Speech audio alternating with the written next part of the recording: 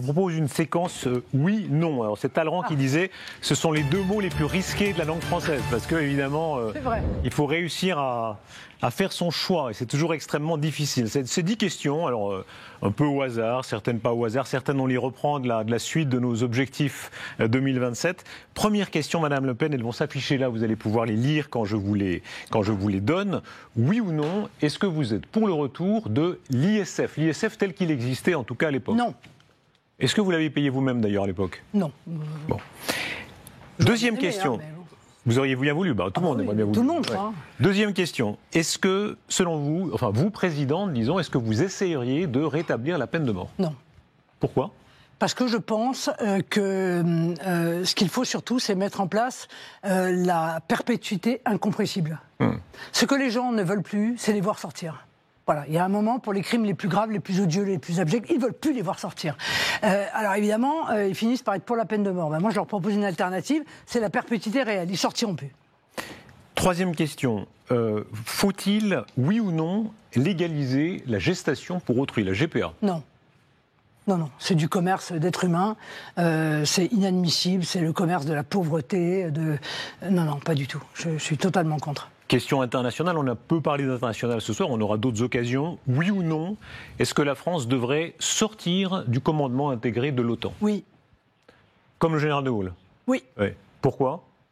Parce que nous y perdons notre souveraineté, parce que nous sommes un pays particulier, qui avons un modèle d'armée qui est un modèle complet, et que on peut parfaitement d'ailleurs travailler avec les États-Unis, être allié avec les États-Unis, faire des opérations en commun avec les États-Unis. On en a fait d'ailleurs beaucoup quand on était sorti du commandement intégré de l'OTAN, sans être dans le commandement intégré de l'OTAN. Vous citez beaucoup le général de Gaulle aujourd'hui. Quand les Allemands, quand les Polonais disent pourquoi pas des armes nucléaires françaises sur notre sol? Et puis quoi encore? C'est non absolument. Mais c'est non absolument. Pourquoi? Parce que la puissance nucléaire, elle appartient aux Français. Voilà. Elle appartient aux Français, on ne la délègue pas, on ne la sous-traite pas, ça n'existe pas, ça existe que dans la tête d'Emmanuel Macron, si vous voulez, mais ça n'est pas possible en réalité. Et c'est par la légitimité de l'élection au suffrage universel direct du président de la République qu'il a la possibilité justement d'avoir le bouton nucléaire. Question historique a tellement divisé les Français. Est-ce que, comme François Mitterrand, si vous étiez président de la République, vous fleuririez la tombe de Pétain le 11 novembre? Non. Pourquoi? Et pourquoi? Pourquoi j'irais fleurir la tombe de Pétain? Franchement. Pour le rappel, De Gaulle l'a fait, hein. De Gaulle le faisait en 68. D'accord, mais c'est autre chose. Giscard d'Estaing l'a fait. Un Mitterrand qui avait un petit penchant Pétain, peut-être un peu plus prononcé encore, lui, il l'a fait chaque année. Là. Il y a une passion. Après, il s'est arrêté. Ce sont des gens qui avaient vécu la guerre. Bon, donc, ils avaient peut-être une autre manière de voir les choses. Le général de Gaulle, il n'allait pas fleurir la tombe de Pétain. Il allait fleurir la tombe du vainqueur de Verdun. Mais bien entendu. Bon, donc, voilà, il n'y a aucune raison d'aller fleurir la tombe de Pétain. Oui ou non? Question suivante sur vous, parce qu'elle est très personnelle. Le non, c'est quelque chose. S'appeler Le Pen aujourd'hui, est-ce que c'est un atout pour vous? Écoutez, ça a été un inconvénient pendant très longtemps, donc je ne sais pas quoi vous... Je sais pas vous répondre à cela, en fait. Ça a été, ça a été en même temps difficile et en même temps une très grande fierté. Je le dis très tranquillement, je suis très fier de mon nom. Je me souviens que Le Pen, ça veut dire le chef, en breton, la tête, Penduic, la tête noire. Voilà, je suis fier de ma famille, je suis fier de mon père, je suis fier de mes grands-parents. Donc je suis fier du nom que je porte. J'ai jamais changé de nom, même quand je me suis mariée. 2 fois. Et je mets 203. Voilà, oui, ça c'est... Que dites-vous à ceux, on les entend, vous savez très bien que dans les sondages, tout le monde regarde Bardella-Le Pen. Vous savez, et évidemment... Ça tombe bien, c'est le duo exécutif qu'on propose. Mais le nom Le Pen est tellement chargé, chaque fois que le nom Bardella est un peu devant, vous avez des commentateurs qui vous diront « Ah, peut-être qu'il aurait plus de chance. Peut-être que le RN, avec ce nom moins chargé d'histoire, aurait plus de sens. » Mais il va être Premier ministre. Oui. Non, mais écoutez, président. Non, mais il va être Premier ministre, Jordan Bardella. Donc, croyez-moi que c'est un poste éminemment important. Mais je parle comme président, comme candidat à la présidence. Moi, je parle d'un Premier ministre, mais je parle d'un vrai Premier ministre, hein, pas Bayrou, Barnier... mais candidat à la présidence, vous savez bien. Un vrai, un qui prend des décisions, qui impulse, qui dirige ses ministres... Quand vous ne voulez pas répondre, vous ne voulez pas répondre, Marine Le Pen. Alors, non, mais je vais répondre, je vous réponds très tranquillement. Nous sommes d'accord, Jordan et moi, nous avons travaillé, nous nous entendons merveilleusement bien, et il souhaite que je sois présidente de la République, je souhaite qu'il soit Premier ministre. Marine Le Pen, attention. Bien. Oui, non. Question suivante. Est-ce que, une fois, ou davantage, vous avez déjà pensé à jeter l'éponge ? À peu près 1000 fois, mais... mais 1000 fois, ouais, mais le soir en général. Le matin, c'est fini. Vous avez été... Dommage pour mes adversaires, hein. Mais oui, il y a des moments où... Enfin, je vais vous dire franchement, humainement, il y a des moments, c'est difficile. Et puis, on a des enfants, et puis on a des petits-enfants. Enfin, je veux dire, il y a tout ça, il y a des moments, c'est compliqué. Mais on se dit, pourquoi j'aurais pas fait autre chose, planter des fraises, élever des chats, etc.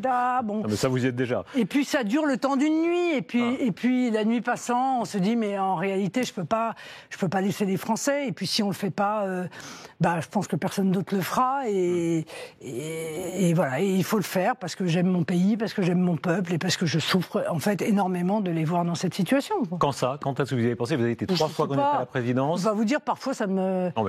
Non mais tout le monde confronté à des difficultés, à la tentation de Venise, et de temps en temps. Mais des vraies difficultés, parce que ce que ne savent pas les responsables politiques actuels, c'est que faire de la politique comme nous l'avons fait nous, mais vous imaginez même pas ce que c'est. Nos militants sont des héros. Voilà, ce sont des héros. Maintenant, c'est plus facile. Mais avant, ils étaient héroïques. Voilà, ils étaient héroïques. Et donc, ils se sont battus pour quelque chose. Ce quelque chose est en train d'arriver. C'est appliquer la politique pour laquelle nous nous battons depuis des décennies, parce que nous pensons qu'elle est bonne pour le pays, parce qu'elle va nous apporter la liberté, elle va nous apporter à nouveau la sécurité, la joie de vivre. La joie de vivre.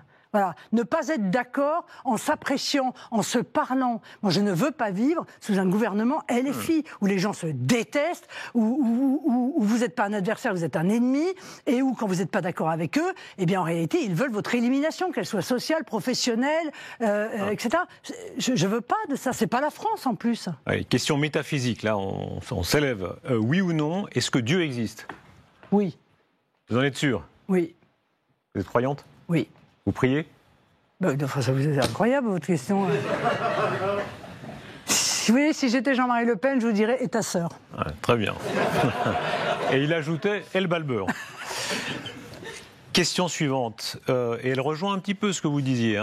Oui ou non, est-ce que vous pourriez être, vous, en inverse, la première ministre de Jordan Bardella ? Non. Pourquoi ? Parce que je pense que je serais une bien moins bonne première ministre que lui. Et si vous êtes empêché, vous, d'être candidate ? Parce qu'il faudrait, ce serait en fait mon lot de consolation. Non, mais j'ai pas besoin de lot de consolation. Pardon, mais... Si vous êtes empêché de candidate, il se passe quoi ? Je serai aux côtés de Jordan pour l'aider au maximum dans la mission qui est la sienne. Mais pas comme première ministre ? Non. C'est clair. Question suivante, alors presque, je ne sais pas combien de fois on va vous la poser d'ici 2027 ou avant. Quoi qu'il arrive, est-ce que vous serez candidate en 2027 ? C'est la question à Mme Irma, ça. En réalité, ça ne dépend pas de moi. Voilà. Ça ne dépend pas de moi. Moi, je crois que juridiquement, j'ai des arguments extrêmement sérieux pour défendre ma candidature, si tant est que cette élection intervienne avant la décision d'appel. Ça peut arriver si Emmanuel Macron décide pour finir de démissionner, parce qu'il change d'avis souvent, donc espérons que là-dessus il puisse éventuellement changer d'avis. Et sinon, je pense que, encore une fois, j'ai des arguments juridiques sérieux. Voilà. Ça va bien.